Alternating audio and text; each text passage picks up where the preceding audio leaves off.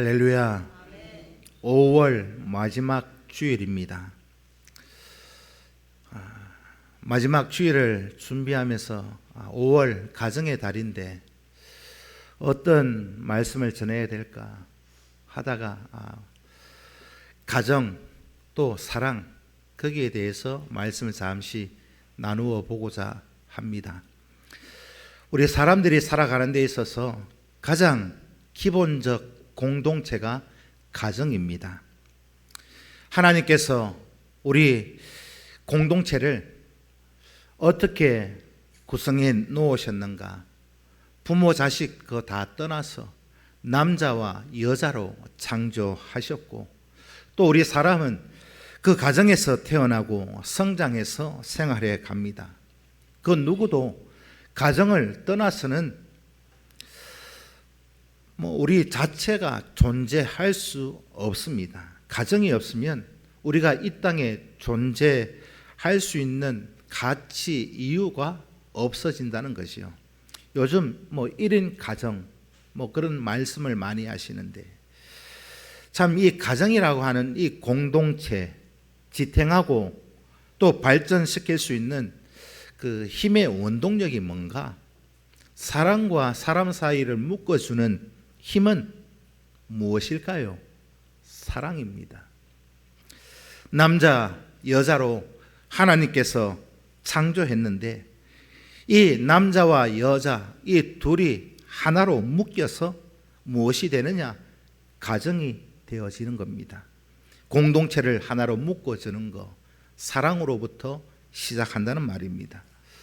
아담이 하와에게 이런 사랑의 고백을 합니다. 이 사랑의 고백으로 인해서 아담과 하와가 하나로 묶여 있다는 그 가정의 시작이 이렇게 시작합니다. 창세기 2장 23절로 25절까지 함께 읽습니다. 시작.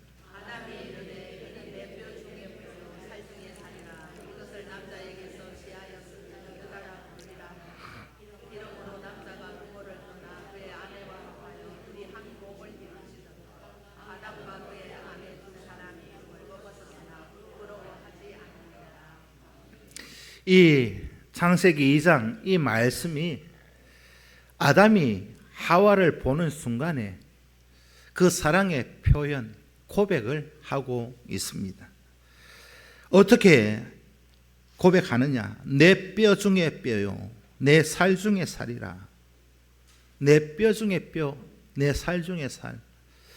이 땅에 모든 어떤 사랑의 고백이 있다 할지라도 이 사랑의 고백처럼 멋지고 심오하고 가장 어찌 보면 고차원적인 사랑의 고백이 없을 것 같습니다. 어느 소설을 찾아봐도, 어떤 문학 작품, 어느 시 찾아보아도 아담이 하와를 통해 그를 보는 순간 사랑의 고백, 내 뼈 중에 뼈, 내 살 중에 살이라. 이 땅의 모든 사랑의 고백을 다 통틀어도 이 고백보다 더 할 수 없다라는 것이 저의 판단입니다. 이 사랑의 고백으로 남자와 여자 둘이 하나가 되어서 가정을 이루게 되었습니다. 오늘 본문에서 이 사랑의 시작, 근원지가 어디라고 말씀하고 있습니까? 사랑의 근원 출발은 하나님이라고 말씀합니다. 오늘 본문 7절에 사랑은 누구에게 속해 있어요? 하나님께 속해 있으니. 또 8절에 하나님은 사랑이시라. 사랑의 근원지 하나님이십니다. 사랑, 하나님은 사랑이다. 이 말은 사랑, 하나님의 본성적인 성품이란 뜻, 하나님의 성품이 뭐냐? 사랑이다라는 말입니다. 하나님의 성품은 생각과 행동으로 표현되어 있습니다.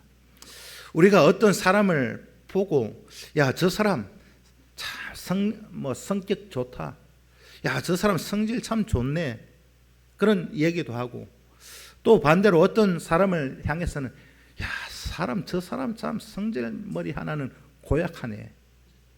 그런 얘기 하잖아요. 누구 보고는 성질이 참 좋다 그러고 누구 보고는 성질이 참 고약하네 이런 말을 하잖아요. 그러면 그 어떤 한 사람이 가만히 있는데 그것 보고 가만히 있는 것 보고 야, 저 사람 참 성질 고약하네 이런 말 하던가요?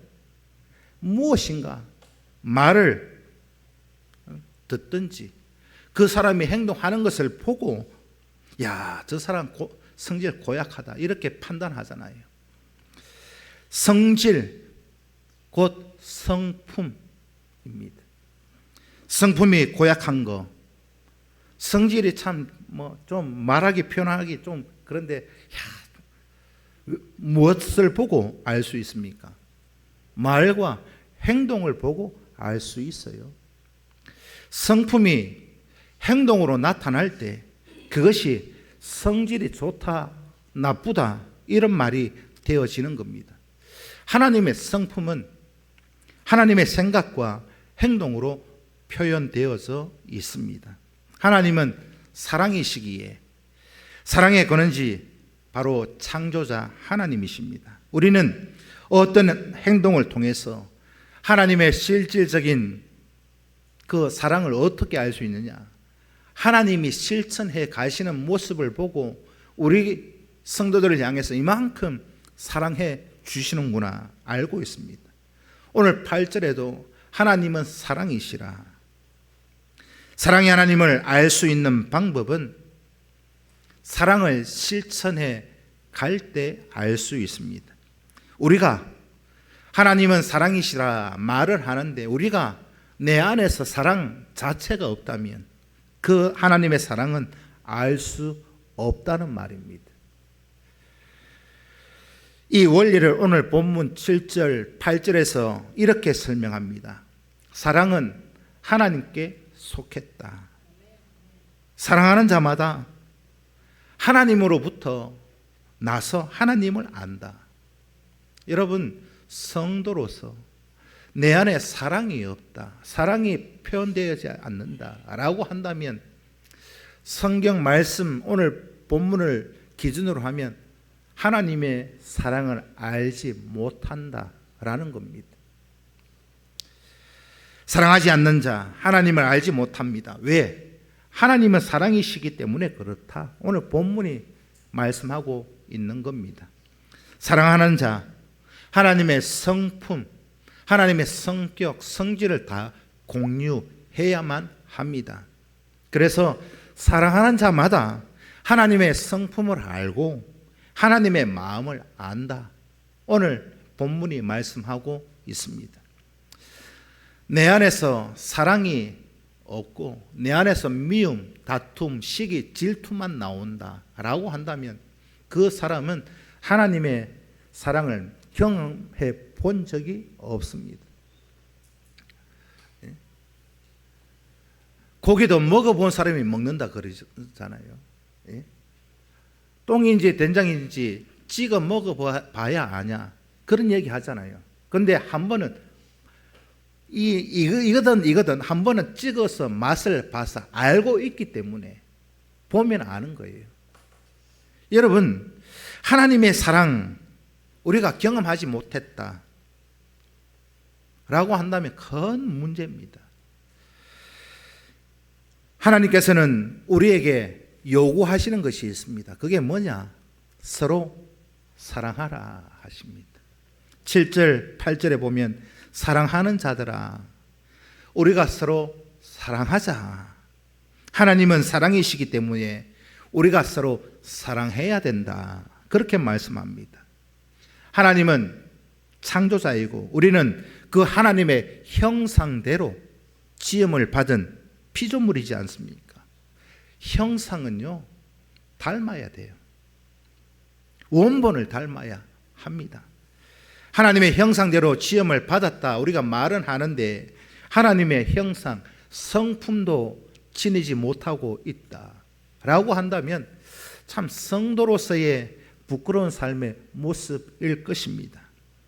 하나님의 형상대로 지음을 받고 예수 그리스도의 십자가 보혈로 죄사함 받고 성도라, 하나님의 자녀라 부를 수 있게 되어진 것 믿으신다면 여러분들도 하나님의 성품을 꼭 닮아 가실 수 있기를 축복합니다.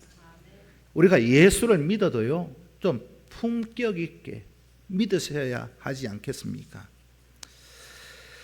하나님의 모습을 닮아가는 행동이 바로 무엇으로 나타나야 하느냐? 사랑으로 나타나야 한다. 여러분, 남녀 간의 사랑, 부모 자식 간의 사랑, 모든 사랑을 통틀어서 여러분 사랑이 넘쳐 나시기를 축복합니다. 하나님의 사랑은 가식적인 가짜가 아닙니다. 거짓이 없다는 말입니다. 우리를 향하신 하나님의 사랑은 언제나 의롭고 선하셨다. 하나님의 사랑은 희생적인 행동으로 또 의지적인 행동으로 표현되어져 있습니다. 성경을 보면 하나님께서는 택하신 자를 끝까지 사랑하신다고 말씀하셨습니다.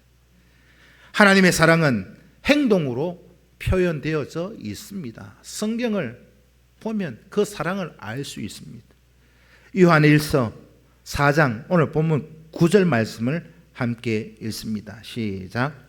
하나님의 사랑이 우리에게 이렇게 나타난 바 되었으니 하나님이 자기의 독생자를 세상에 보내심으로 말미암아 우리를 살리려 하심이라. 하나님의 사랑, 독생자를 보내시는 그 구체적인 표현, 행동으로 우리를 이렇게 사랑하셨습니다. 하나님의 사랑, 말로만 하는 것이 아니라 행동으로 나타납니다. 하나님의 사랑은 감상적인 그런 느낌이 아니라 하나님의 사랑은 의롭고 선하시고 희생적이시고 의지적인 그런 행동으로 표현되어져 있는 사랑이어야 합니다. 그걸 우리는 늘 받아 누리며 살아가고 있지 않습니까? 독생자를 보내신 하나님의 사랑, 우리에게는 어떤 결과로 나타나는가? 사랑, 여러분 사랑하면은요 희생이 반드시 들어가야 합니다. 희생 없는, 헌신이 없는 사랑은 가짜입니다. 사랑을 행동으로 표현한 하나님의 목표, 어떻게 나타나느냐? 죄 가운데 살아가던 우리를 살리기 위해서 나는 사랑이다 라고 하나님이 직접 말씀하시면서 어떻게 그 사랑을 실천해 보이시느냐? 로마서 3장 23절 말씀 함께 읽습니다. 시작.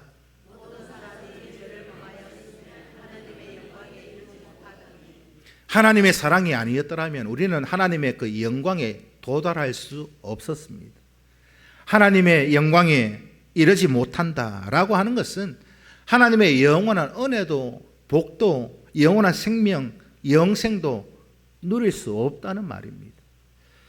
창세기로 거슬러 올라가 보면 우리 사람이 범죄함으로 생명나무에 근접하지 못하도록 불화영검으로 지키고 에덴 동산을 살던 그를 쫓아버렸습니다. 그러니까 거기에서 쫓겨나니까 죄 가운데 살아갈 수밖에 없고, 다르게 표현하면 에덴 동산에서 쫓겨나니까 세상 속에 속해서 세상적인 방법으로 살아가더라. 그런데 하나님께서 우리를 살려내기 위해서 독생자를 보내주셨다. 이것이 하나님 사랑의 최고의 그런 행동이 오늘 9절 10절에 그렇게 말씀하고 있습니다.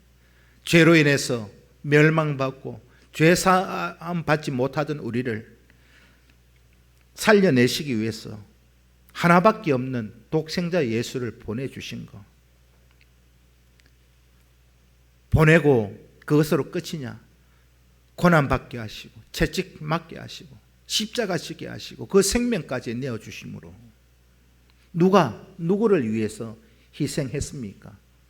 하나님, 아들을 보내는 희생이 있었고 예수는 우리를 대신해서 십자가 지시는 희생 있으셨다. 그것이 우리를 향한 사랑으로 나타나 있습니다. 이게 하나님의 사랑이에요. 전적으로 자기를 희생시키고 우리를 살려내시는 것, 이게 하나님의 사랑입니다. 여러분, 내가 죽고 너를 살려내는 것,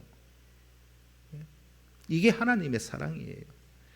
예수 그리스도의 십자가, 그걸 바라볼 때마다 우리는 하나님의 사랑을 깨달아야 하고, 그 사랑에 우리가 그 범주, 그 테두리 안에서 벗어나서는 안 되는 것입니다. 예수 그리스도를 이 땅에 보내 십자가 지게 하신 것, 하나님 우리를 이만큼 사랑하고 계신다는 희생의 절정입니다. 우리를 어떻게 사랑하셨느냐. 요한복음 3장 16절 말씀을 읽습니다. 시작. 하나님이 세상을 이처럼 사랑하사 독생자를 주셨으니 이는 그를 믿는 자마다 멸망하지 않고 영생을 주게 하려 하심이라. 우리를 살리기 위해서 아들이 둘, 셋 있는 것도 아니고 하나밖에 없는 독생자를 내어줄 수 있겠는가? 여러분, 자녀들요, 이것보다 더 큰 희생이 있다고 생각하십니까? 여러분들 하나밖에 없는 아들을 누구를 위해서 대신 내어줄 수 있습니까? 이거요, 불가능한 일입니다. 이 하나님의 사랑을 어떤 목사님 회고록에 보면 사랑의 원자 폭탄, 그렇게 표현되어 있잖아요. 여러분 하나밖에 없는 아들, 여러분들이 누구를 위해서 내어줄 수 있어요? 없어요. 그런데 예수님의 십자가의 사랑, 하나님의 사랑을 십자가에서 나타내 행동으로 표현해 주고 있는 의지적인 절정이었습니다. 로마서 5장 8절 말씀을 함께 읽습니다. 시작.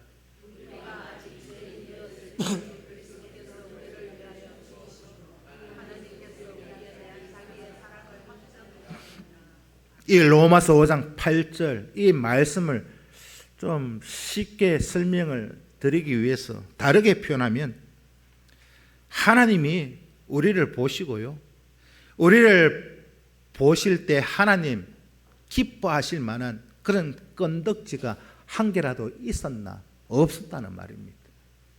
우리는 죄인이고 하나님과 원수 되었던 그런 존재였습니다. 하나님 앞에 하는 거라고는 불순종하고 죄짓고 결국은 원수가 되어서 쫓겨났던 존재들이지 않습니까? 여러분, 원수 살린다는 게 말이 됩니까?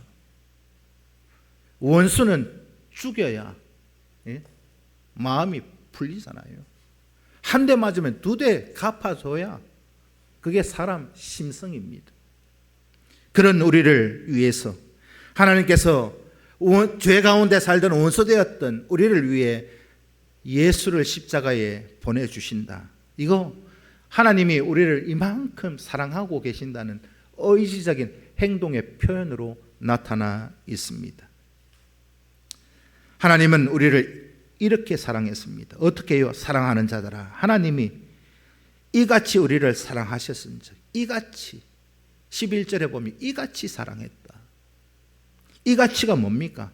앞에 7절부터 설명하고 있는 그것, 아들을 내어주시면서 우리를 사랑해 주시는 하나님의 행동, 이게 하나님의 마음이지 않습니까? 자식을 향한 부모의 마음, 오늘 저와 여러분 사랑의 마음이듯이 자기 형상대로 만들어진 우리를 향한 하나님의 마음은 사랑이더라. 믿으십니까? 여러분, 자식들 다 사랑하잖아요. 온전한 정신을 가지고 있는 부모라면 자식을 다 사랑합니다. 요즘 매스컴 뉴스를 보면 정신이 온전하지 않은 사람은 게임에 중독되어 가지고 애가 죽는지 어떤지 모르고 죽이는 애들도 간혹 나오잖아요. 그런 사람들은 정신이 좀 잘못된 사람들이고, 정신이 온전한 사람들은요 자식을 다 사랑합니다. 여러분들 자식을 왜 사랑해요? 예? 사랑할 건덕지가 있던가요? 있어서 사랑합니까? 이유는 한 개밖에 없어요. 내가 낳았으니까. 내가 낳았으니까 사랑하는 겁니다. 잘생겨서 사랑합니까? 똑똑해서 사랑합니까? 공부 잘해서 사랑합니까? 그러면 자녀들 중에 좀 못생기고 공부 못하고 좀 부족한 놈은 사랑 안 합니까? 여러분, 자식이 5명이 있다고 예를 들면 4명은 공부도 잘하고 4달마가 잘생기고 말도 잘 듣고 세상에서 똑똑하게 잘 살아갑니다. 근데 4놈은 이렇게 사는데 한 놈은 좀 부족하고 좀 세상 기준으로 보면 저놈 저거 어떻게 해야 되노 싶은 이 염려가 있는 아들이 한 명 있다고 생각해 봐요. 이 5명 중에 4명은 똑똑하고 잘생기고 정말 똑소리 나도록 살아가는 자식이 4명 있고 좀 어리한 자식이 1명, 5명 중에 누구를 더 사랑해요? 똑똑하고 잘생기고 돈 잘 버는 자식이 더 이쁩니까? 좀 어리한 자식이 더 이쁩니까? 어때요? 똑같이 사랑합니까? 부모의 마음은요, 제가 생각해 보니까 어디에 가 있는가? 똑같이 사랑은 하지만 부족한 자녀에게 마음이 좀 더 가더라. 그게 부모의 마음이잖아요. 이유는 없습니다. 잘 살아가는 4명의 자녀, 그 가운데 1명, 좀 어리하게 살아가는 부족한 놈, 저래 멍청하게 사나 싶은 자녀가 있는데 그 자녀에게 마음이 더 가잖아요. 왜 좀 부족한 자녀를 사랑합니까? 내가 낳았으니까, 내 새끼니까. 다른 이유는 없습니다. 하나님이 저와 여러분들을 사랑하시는 거요, 마찬가지입니다.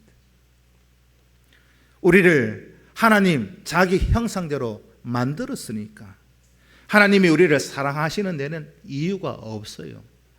우리가 범죄하고 때로는 곁길로 가도 때로는 불순종해도 하나님은 우리를 찾아와서 사랑하십니다.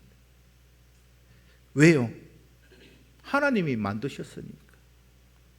자식이 때로는 잘못되어서 교도소 가 있어도요, 부모는 그 감옥에 들어가 있는 자녀가 늘 잊혀지지 않고, 그래서 면회도 가고. 왜 찾아갑니까? 죄 짓고 감옥에 갇혀 있는 자식이 왜 찾아가요? 자기가 낳았으니까. 감옥에 갇혀 있는 자식, 그래도 내가 낳았으니까 사랑하는 마음이 있어서 가는 거, 그게 부모의 마음이지 않습니까? 이 부모의 마음이요, 우리를 향하신 하나님의 마음이더라. 우리가 하나님 앞에 이쁜 짓 한 게 뭐가 있어요? 죄 짓고 불순종하고 속썩인 것밖에 없는데 왜 우리를 이처럼 사랑해 주십니까? 우리를 향하신 그 하나님의 사랑이 이렇게 구체적으로 행동으로 표현된 하나님의 마음이 어떤 마음이냐? 고린도 전서 13장 4절로 7절까지를 읽습니다. 시작.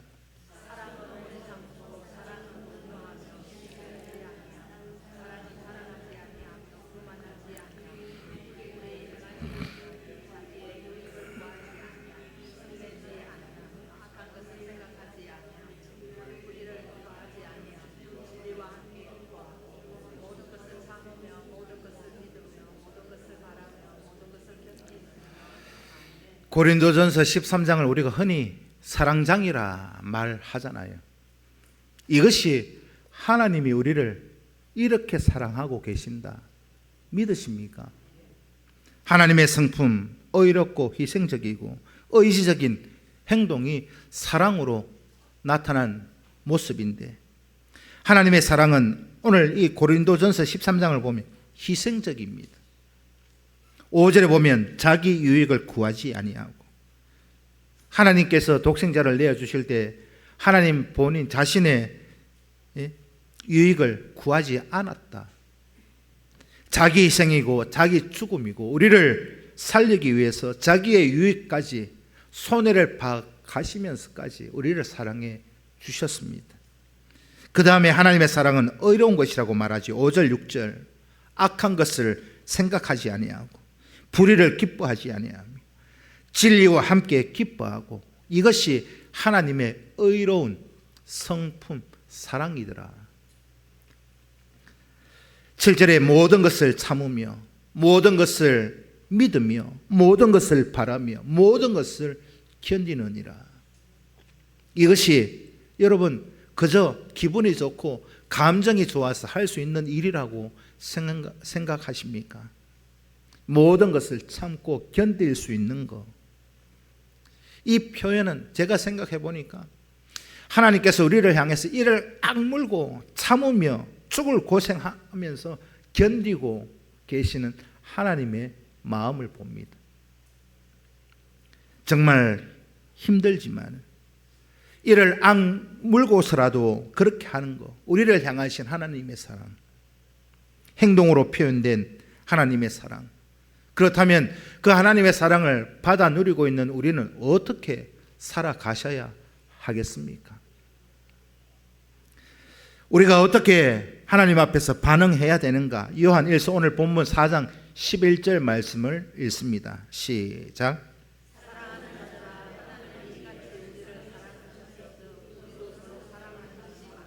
한 번 더 읽습니다.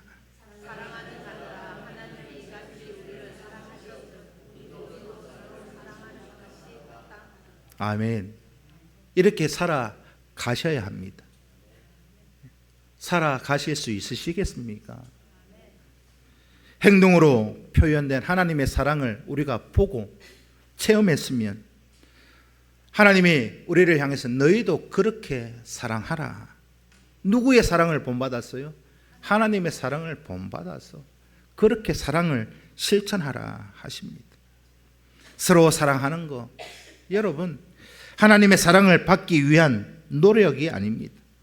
하나님의 진노를 피하기 위한 노력도 아닙니다. 서로 사랑하는 것은 우리가 보고 듣고 경험한 그 하나님의 사랑을 전달해 가는 거예요. 내가 경험한 하나님의 사랑, 내 자신이 하나님 앞에 잘한 게 있어요? 없는데도 우리를 사랑해 주시는 하나님 앞에 우리는 왜 사랑을 해줄 때 조건이 그렇게 많습니까? 너가 나한테 사랑을 해주면 나도 사랑해 줄게. 이게 우리의 기준이잖아요. 이런 면에서 하나님은 우리에게 정말로 친절한 분이십니다. 우리에게 본을 보여주면서 사랑하라. 우리는 간혹 이 하나님의 사랑도 잊어버리고 내가 하나님의 사랑과 은혜로 살아가고 있는지 어쩐지 생각도 하지 못하고 늘 우리 입술로는 사랑, 고백, 행동 나타나지 않고 시기하고 질투하고 미워하고 다투고 하나님이 이미 우리에게 본을 보여주셨기 때문에 그 본을 따라서 오늘 저와 여러분 우리 인생을 그렇게 살아내실 수 있기를 부탁을 드립니다. 우리를 향해서 하나님 직접 이렇게 해야 된다 가르쳐 주셨잖아요. 그런데 우리는 간혹 이 내용을 이렇게 설명할 수 있어요. 여러분, 우리는 간혹 이렇게 해라고 본도 안 보여주면서 우리 자녀들에게 이렇게 해라, 저렇게 해라 할 때 많이 있잖아요. 저부터도 그런데 애들 보고 야 공부해라 임마, 공부해가 넘주나, 야 텔레비전 보지 말고 방에 들어가 공부해, 그렇게 얘기하잖아요. 안 해보셨습니까? 애들 보고는 공부하러 방에 들어가 해놔놓고는 엄마 아빠는 뭐하고 있어요? 텔레비전 보고 있고. 야 지금 시간이 밤 10시 11시인데 안 자고 뭐하노? 빨리 방에다가 자라 해놔놓고 부모는 뭐하고 있어요? 예? 자기는 텔레비전 보고 유튜브 보고 뭐. 그러면 자식이 방에 들어가서 뭐라고 할까요? 자기는 하지도 않으면서 좀 막말로 해보고 지는 하도 안 하면서 내보고만 하라 하네. 그래 얘기할 거잖아요. 그렇게 본도 안 보여주면서 하라 말아야 하는 거는요, 자녀들에게 분노가 생겨납니다. 분노가 생겨요. 이걸 자녀들을 분노 나게 만드는 거, 그게 뭐냐? 성경에서 자녀를 노엽게 하지 마라, 그 말이 이 말입니다. 먼저 하나님 앞에서 내가 본된 삶의 모습을 받았으면 우리도 누구에게라도 자식이든 성도와 성도간이든 본이 먼저 되어야 해요.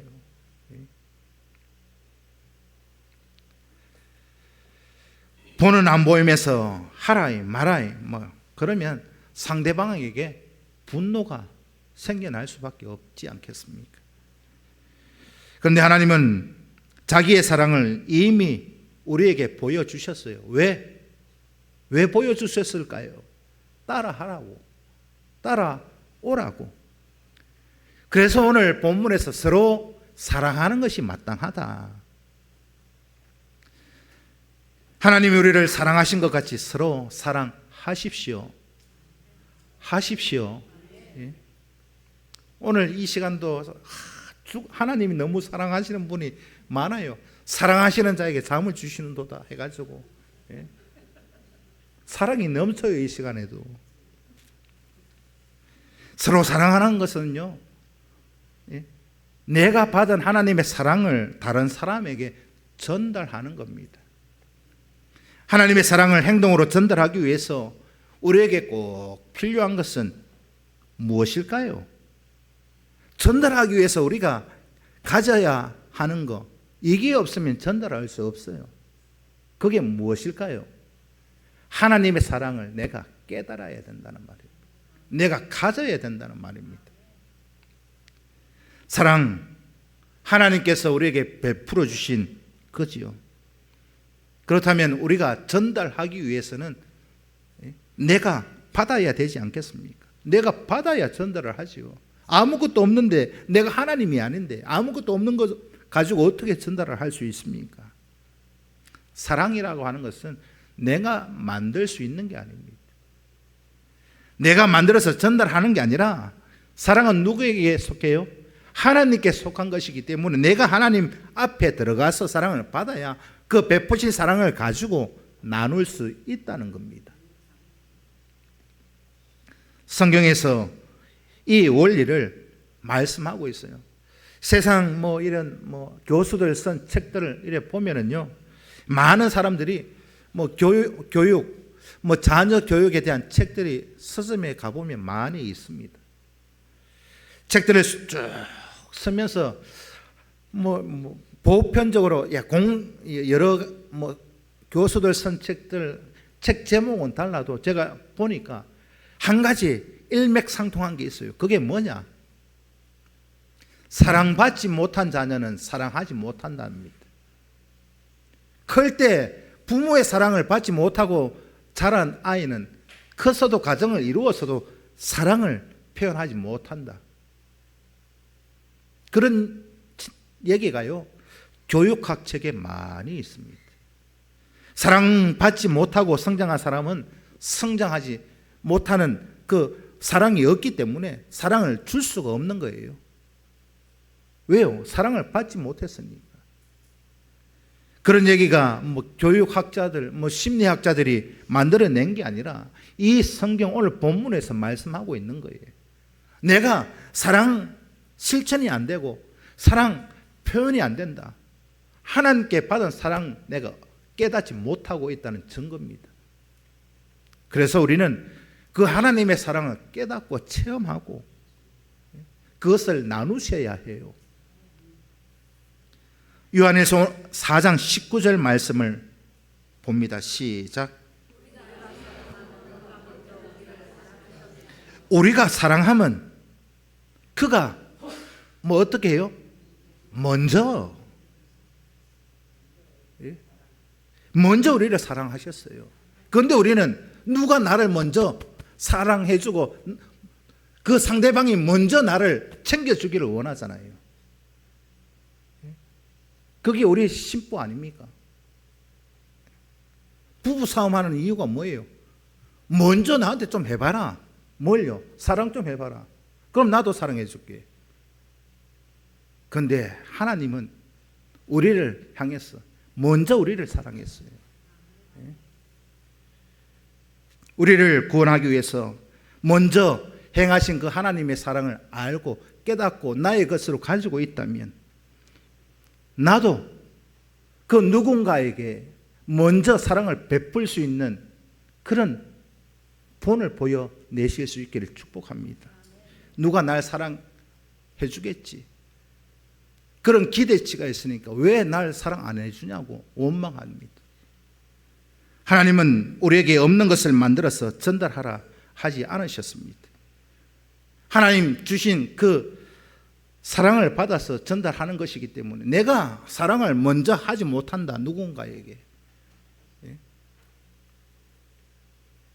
오늘 저와 여러분, 우리가 하나님 앞에서 성도로 살고 하나님의 말씀에 청직이 신분꾼으로 살기 위해서는요, 먼저 이것을 가져야 됩니다. 깨달아야 됩니다.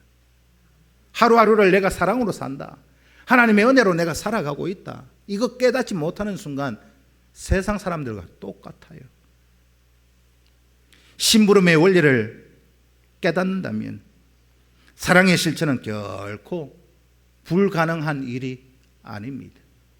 모두가 사랑을 행동으로 전달하는 사랑의 심부름꾼 다 되실 수 있기를 축복합니다. 사랑의 원조는 하나님이잖아요. 누가 먼저 배우자든 누구든 먼저 사랑해 주기를 기다리지 말고 내가 먼저 사랑해 보십시오. 여기에서 벗어나 있다면 좀 속된 말입니다만 예수 믿는 사람 아닙니다. 예수의 사랑을 가진 자가 아닙니다. 하나님의 사랑은 언제나 의롭고 선하고 희생적 사랑을 우리에게 보여주고 있습니다. 거짓된 사랑에 빠져 있지 마시고 거기에서 빠져나와서 진정으로 하나님의 사랑을 깨닫고 참된 인생을 살아내실 수 있기를 축복합니다. 내가 먼저요. 내가 먼저여야 합니다. 많은 사람들이 우리 교회는 아닙니다만은 이 교회는 사랑이 없네. 제가 한번 말씀드렸죠. 이 땡땡 교회는 왜 사랑이 없노? 사랑이 없다. 그런 말씀하시는 분들이 있는데요. 저는 목사된 입장으로 가서 한번 집어가 보고 싶어요. 사랑이 없으면 없을 수도 있긴 있지만 사랑이 없으면 자기가 먼저 사랑을 베풀면 되잖아요. 그러면 사랑이 없던 교회가 사랑이 생겨나는 출발점이 될 텐데 우리 교회에 은혜가 없다. 그 사람은 하나님의 은혜를 누리지 못한 사람이에요. 오늘 저와 여러분 참된 인생을 살기를 원하십니까? 배우자에게도 자식에게도 사랑받기 원하지 말고 내가 먼저 사랑하십시오. 특히 배우자한테 잘하십시오. 결혼 왜 하셨어요? 많은 사람들은 사랑 받으려고 결혼해서 사랑 못 받는다 생각하니까 이혼하잖아요. 그런데요, 결혼, 가정, 이건 뭐냐? 내가 먼저 사랑해 주려고. 어떤 남자가 있든 어떤 여자가 있든 내가 사랑받으려고 결혼하는 것이 아니라 내가 그 상대방이 너무 좋아서 내 심장까지라도 뺏어 주고 싶은 마음, 그것으로 내가 사랑해 주려고 결혼 안 하니까 파토나는 거예요. 교회도 마찬가지입니다. 오늘 저와 여러분 하나님의 사랑 우리가 받아 누리고 있다면 여러분들 역시도 사랑이 행동으로 표현되어져야 합니다. 우리 교회가 그래서 행동으로 표현된 사랑이 충만해서 하나님의 사랑을 나누고 전달하기에 바쁜 저와 여러분 꼭 되시기를 축복합니다. 기도드리겠습니다. 살아계신 아버지 하나님 감사합니다. 하나님 우리를 이만큼 사랑하시